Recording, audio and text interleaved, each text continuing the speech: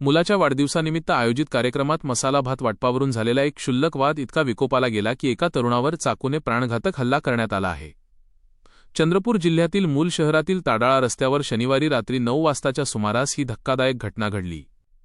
मूल शहरातील घोगरे यांच्या घरी मुलाच्या वाढदिवसानिमित्त मसाला भात वाटपाचा कार्यक्रम आयोजित करण्यात आला होता.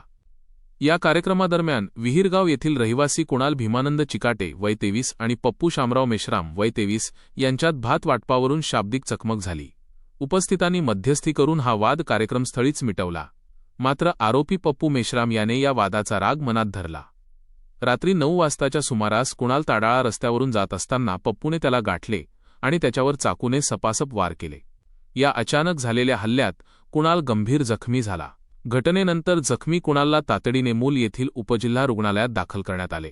मात्र त्याची प्रकृती चिंताजनक असल्याने प्राथमिक उपचार करून त्याला पुढील उपचारासाठी चंद्रपूर येथे हलवण्यात आले आहे. दरम्यान घटनेची माहिती मिळताच मूल पोलीस ठाण्याच्या पथकाने तत्परता दाखवत आरोपी पप्पू मेश्राम याला बेड्या ठोकल्या आहेत. एका क्षुल्लक वादातून झालेल्या या रक्ताळलेल्या घटनेमुळे मूल परिसरात खळबळ उडाली आहे. या प्रकरणी मूल पोलीस पुढील तपास करीत आहेत.